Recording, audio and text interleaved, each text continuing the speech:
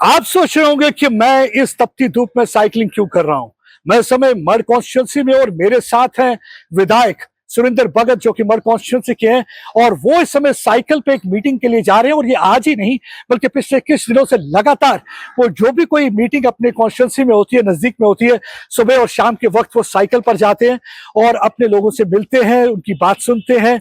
और ये उन्होंने जो फैसला लिया है, प्रधानमंत्री ने जब से कहा है कि ऑस्टेरिटी मेजर्स अडॉप्ट करने होंगे, कॉस्ट कटिंग करनी होगी, तो तेल को बचाना होगा, क्योंकि जिस तरीके से कच्चे तेल के दाम लगातार वेस्ट एशिया क्राइसिस की वजह से बढ़ रहे हैं, उसके बाद से कदम उठाए गए।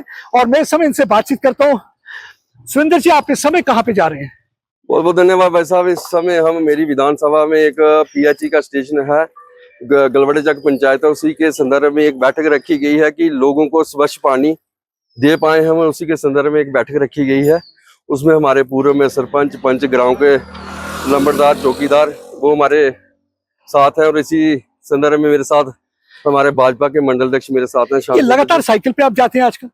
जी, ये माननीय प्रधानमंत्री जी का जब से आह्वान हुआ है तो उसी के संदर्भ में ये एक मुहिम स्टार्ट की है, एक लोगों को मैसेज दे पाए। और मैसेज वो तब तक नहीं हम दे पाएंगे जब तक हम अपने से शुरुआत ना करें। कितने किलोमीटर चलते हैं आप? देखो इस समय तपती धूप में भी आप चल रहे हैं, कितने किलोमीटर नॉर्मली चलते हैं आप? रोज जो सुबह मॉर्निंग टाइम रहता है मेरा, वो 16 से 17 किलोमीटर साइकिल मेरी चलती है। वो मैं जो सराउंडिंग जितने मेरे गाँव हैं, मैंने गाँव आइडेंटिफाई किए हैं। सुबह लोगों के घरों में एक एक कप चाय का पीता हूँ, जो अपने कार्य करता है, चाहे वो गरीब परिवार होगा। उसमें ये रहता है जिस समय मैं किसी गांव में साइकिल पे जाऊंगा और लोग मुझे पूछते हैं कि एमएलए ऐसा आवाज साइकिल पे और सुबह सुबह, तो ये एक मैसेज है। मेरे को लगता है आपको देख के बाकी लोग भी इंस्पायर हुए हैं, कुछ अफसर भी ऐसा शुरू कर दिया उन्होंने करना? प्रेरित तो होते हैं भाई साहब। अब चीज अगर कोई हम काम करेंगे तो उसको देख के लोग, माननीय प्रधानमंत्री जी कर रहे हैं, उनको देख के हम कर रहे हैं, हमें देख के कोई ना कोई फॉलो तो करेगा।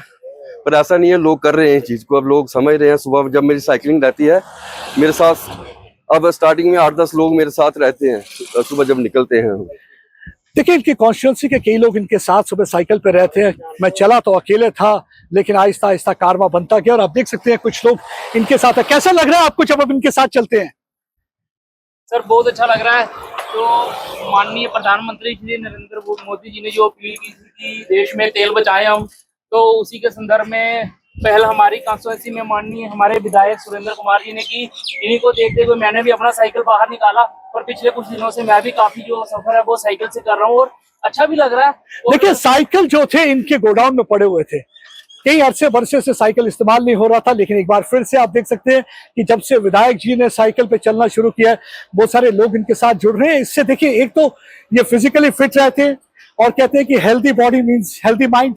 एक तो बचपन याद आ गया। हाँ? एक बचपन याद आ गया, जब हम भी याद आ गया, लेके निकलते थे। तो कहते हैं ऐसे ही हम निकला करते थे स्कूल के लिए, बचपन भी याद आ गया, बचपन की याद भी ताजा होगी। और दूसरा ये फ्रेश रहते हो और साथ में एक पैगाम कि हमें तेल को बचाना है, क्योंकि ये देश पूरे देश के लिए आपदा है और इस क्राइसिस ओवर में हर देशवासी को एक साथ होना पड़ेगा।